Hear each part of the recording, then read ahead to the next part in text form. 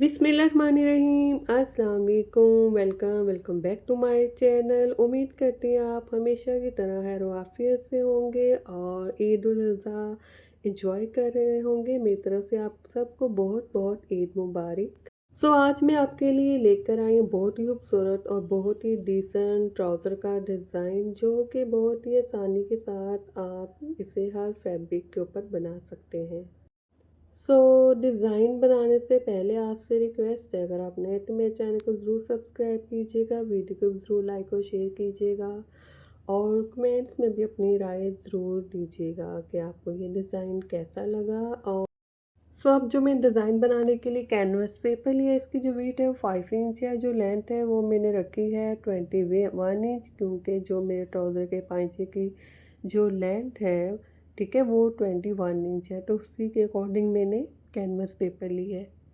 और फिर एक इस तरह से राउंड में पैटर्न कटिंग कर लेना है। और सबसे पहले एक ऊपर मैंने रफली सी एक लाइन ड्रा की, किनारे को बराबर जो एजिज़ है जी बुकरम का जो एजिज़ है उसको बराबर करने के लिए मैंने एक ऊपर एक लाइन ड्रा कर ली थी। उसके बाद मैंने पैटर्न कटिंग किया था राउंड शेप में, ठीक है। वो हर किसी को आता है कटिंग करना, बहुत ही आसान है, आप आसानी के साथ इसे कटिंग कर सकते हैं, ठीक है। इस तरह से अब मैंने दो सर्कल ड्रा किए, सेंटर में मैंने वी शेप में भी एक पैटर्न कटिंग किया था। इस तरह से मैं इन्हें भी ड्रा कर लूँगी। जब तक मैं ये डिज़ाइन ड्रा कर रही हूँ, अगर आप नए तो मेरे चैनल को ज़रूर सब्सक्राइब कीजिएगा, वीडियो को ज़रूर लाइक और शेयर कीजिएगा। इस तरह से अब सर्कल के सेंटर में जो मैंने स्पेस रखी थी, इसकी वेट जो मैंने रखी थी वो ऑलमोस्ट 1 इंच थी,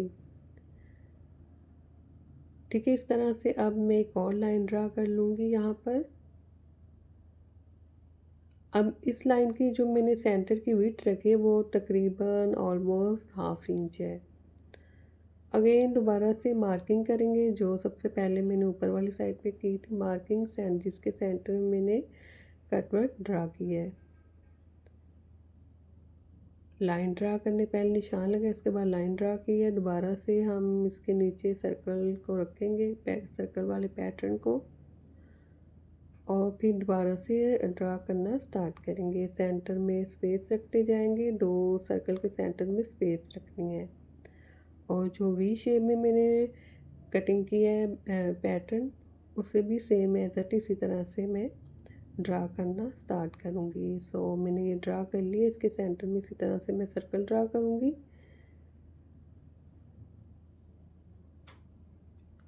यहाँ तक ड्रा करने के बाद अगेन अब यहाँ पर एक लाइन ड्रा करनी है, लेकिन वो जो लाइन ड्रा करनी है वो लाइन ड्रा करनी है 1.25 इंच की।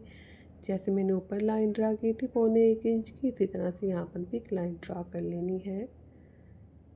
लाइन ड्रा करने के बाद यहाँ पर भी एक निशान लगाने के बाद यहाँ पर भी एक मैं लाइन ड्रा कर लूँगी और सेंटर की स्पेस रखेंगे। निशान लगाने के बाद यहाँ पर भी मैं एक लाइन ड्रा करूँगी, सेम ऊपर वाला जो प्रोसीजर है उसी को फॉलो करते हुए इसके यहाँ पर भी मैं इस कटवर्क को ड्रा करना स्टार्ट करूँगी। अच्छा, ये ख्याल रखिएगा जो हमने ये कटवर्क ड्रा करना है वो ऊपर से लेके कैनवस पेपर के ऊपर वाले हिस्से से लेके जो लास्ट का जहाँ ख़त्म हो रहा है कैनवस पेपर, वहाँ तक हम बराबर ड्रा करेंगे। ड्रा करने के बाद इस तरह से मैं इसे कटिंग करूँगी, आउटलाइन के साथ साथ कंप्लीट मैं इसी तरह से कटिंग कर लूँगी, ठीक है। आउटलाइन के साथ साथ कटिंग करना है इसे। यहाँ तक कटिंग करने के बाद अब जो उसके नीचे वाली आउटलाइन है कटवर्क की, सेम एज इट इज़ इसी आउटलाइन के ऊपर इन्हें भी मैं कटिंग करूँगी और इस तरह से फिर दोबारा से मैं कटिंग करना स्टार्ट करूँगी। अब इस तरह से मैंने इन्हें कटिंग कर लिया है। अब ये जो हिस्सा है और ये इन दोनों को मैं साइड पे कर लूँगी और इन्हें इन्हें मैं फैब्रिक के ऊपर पेस्ट कर लूँगी। आप ये जो डिज़ाइन मैं आपको बता रही हूँ हर फैब्रिक के ऊपर आप आसानी के साथ बना सकते हैं, ठीक है। आजकल समर है तो गर्मी के सीज़न में कॉटन लॉन यूज़ होती है, तो आप उसके ऊपर भी बना सकते हैं, रेशमी के ऊपर भी बना सकते हैं। डबल फैब्रिक लिया और इस तरह से वन साइड पे मैंने पेस्ट कर दिया, और जो फैब्रिक है वो जो किनारे वाली साइड से मैंने एक्स्ट्रा फैब्रिक लिया है। सेंटर में कटवर्क को पेस्ट किया और उसके ऊपर और उसके फैब्रिक के कटवर्क के नीचे वाली साइड पे मैंने एक्स्ट्रा फैब्रिक रखा है किनारे वाली साइड पर। फिर आउटलाइन के साथ साथ इस तरह से स्टिच करना स्टार्ट कर लेंगे। सो मैंने स्टिच कर लिए। अगर आप पिन अप करके स्टिच करेंगे बहुत ही आसानी से स्टिच हो जाएगा और बराबर स्टिच होगा, इस बात का ज़रूर ख्याल रखिएगा। आप ऊपर वाले जो कट वर्क है वो मैंने स्टिच कर लिया था, उसके नीचे वाले जो कट वर्क है जो मैंने स्टिच नहीं किया उसका एक्स्ट्रा फैब्रिक रिमूव करेंगे, थोड़ा सा फैब्रिक हम छोड़ देंगे। ठीक है, ज़्यादा फैब्रिक कटिंग नहीं करना, सिर्फ थोड़ा थोड़ा सा कटिंग करेंगे और फिर इस तरह से हम कट्स लगा लेंगे सभी जो सेंटर में राउंड शेप में कट वर्क है और वी शेप में ग्लू स्टिक लेंगे, फैब्रिक के ऊपर लगाएंगे, ऊपर वाले फैब्रिक के ऊपर फैब्रिक को साथ साथ पेस्ट करते जाएंगे। कंप्लीट इस तरह से पेस्ट करने के बाद मैं आयरन की मदद से प्रेस कर लूँगी। ठीक है, सारे फैब्रिक को मैं इसी तरह से अब पेस्ट करती जाऊँगी।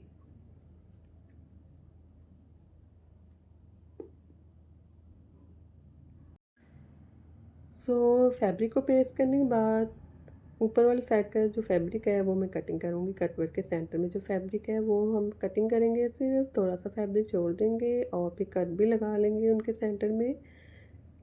देन इस तरह से सीधी साइड पे टर्न कर लेंगे और जो इनकी नोक है उनको हम किसी नोकदार चीज़ के साथ बाहर वाली साइड पे इस तरह से निकाल लेंगे।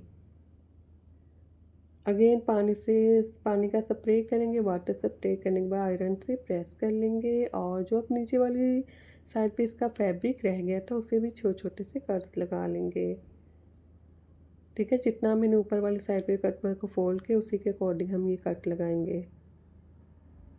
कट लगाने के बाद अब ये जो फैब्रिक है नीचे वाली साइड पे इसके ऊपर इस तरह से रखेंगे, उसके साथ साथ प्रेस कर लेंगे ताकि इसमें एक क्रीज बन जाए, उसे भी हम ग्लू के साथ पेस्ट कर लेंगे।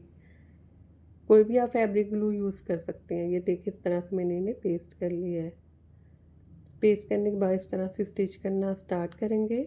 जो आउटलाइन है बराबर रखते हुए स्टिच करेंगे, दोनों किनारों को बराबर रखेंगे और फिर किनारे के ऊपर हम इन्हें स्टिच करेंगे।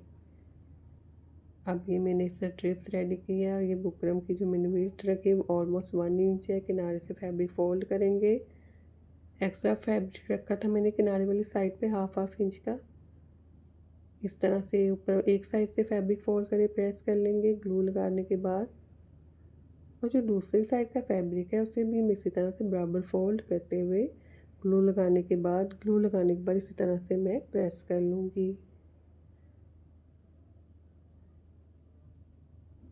तो इस तरह से मैंने इन्हें प्रेस कर लिया है।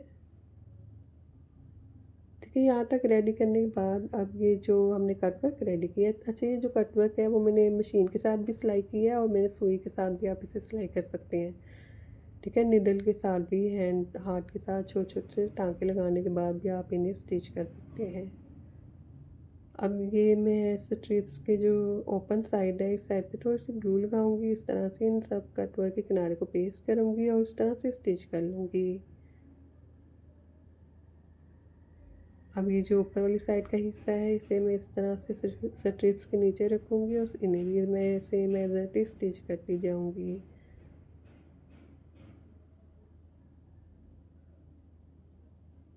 यहाँ तक ये स्टिच हो चुका है। अब ये मेरे पास ट्राउज़र का फैब्रिक है, पांचे वाली साइड है, तो मैं यहाँ पर इस तरह से रखते हुए स्टिच करूँगी।